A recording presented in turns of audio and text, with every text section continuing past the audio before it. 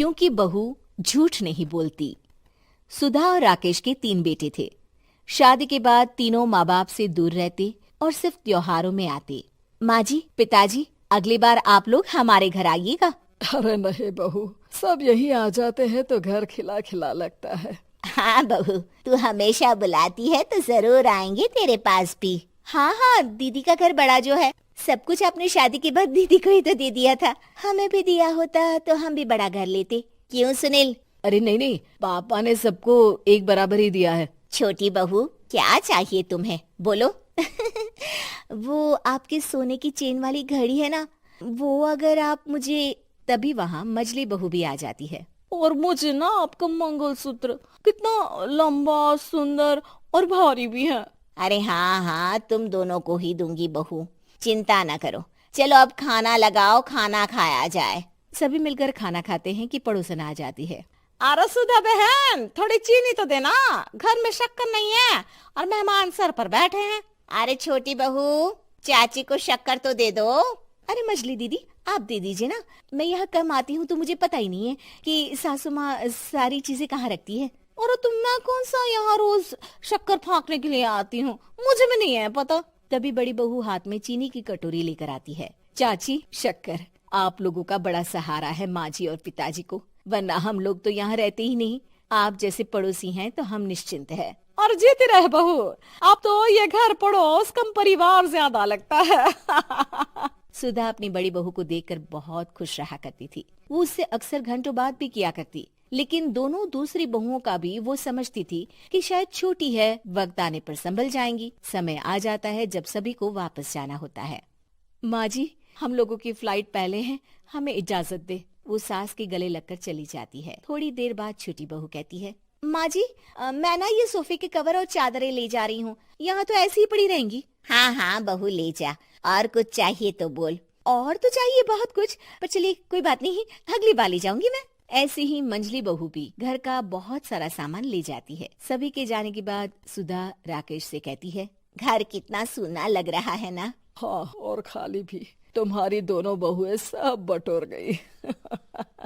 अरे ठीक है ना, हम दोनों ही तो हैं, कितना सामान लगेगा, फिर उन लोगों की नई गृहस्थी, इतना मत सोचा करे। समय बीतता है। ऐसे ही हर साल त्योहारों में सुधा और राकेश के बच्चों की बहू आते और जाते वक्त ढेर सारा सामान पैक कर कर ले जाती। लेकिन कुछ ही सालों में सुधा का देहांत हो जाता है।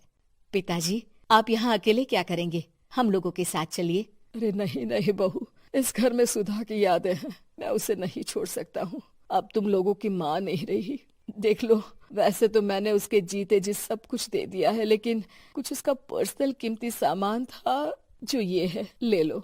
सामान में होती है एक घड़ी और एक मंगलसूत्र। माँ जी ने कहा था कि वो ये घड़ी मुझे देंगी। हाँ हाँ, पिताजी, माँ ने सबके सामने ये घड़ी सरिता को देने के लिए कहा था। उठा लो सरिता माँ की घड़ी। अब क्या था, छोटी बहू फट से घड़ी उठा लेती है। और पिताजी, ये मंगलसूत्र तो माँ ने मुझे ही देने को कहा था, याद है ना? वो सभी की ओर इशारा करती है।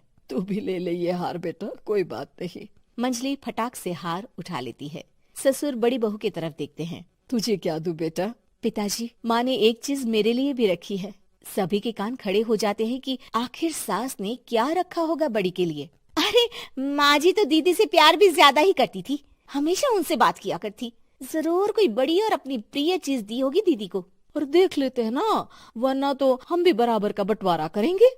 हाँ हाँ, कर लेना बंटवारा। लेकिन बड़ी बहू, बताओ तो, सुधा ने क्या रखा है तुम्हारे लिए?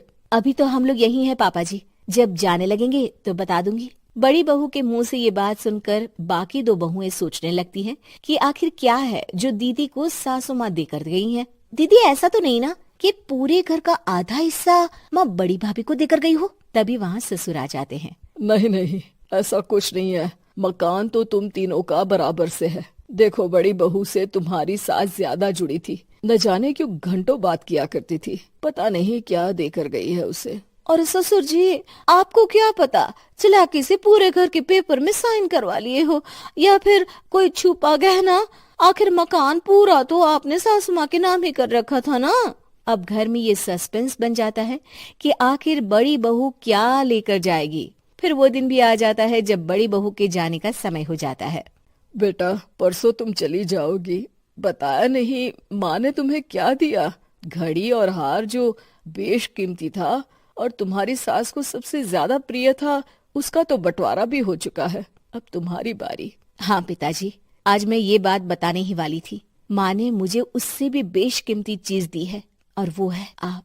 आपसे अधिक प्रिय उन्हें कुछ नहीं था। माँ चाहती थी कि आप मेरे साथ रहें। चलिए पिताजी। बेटा, मेरे पास तो कोई पेंशन भी नहीं है और ना ही कोई प्रॉपर्टी। लेकिन आपके पास संस्कार है पिताजी, जो मेरे बच्चे आपसे लेंगे, तो आपको ले जाने पर स्वार्थ ही है मेरा। चलिए ना पापा।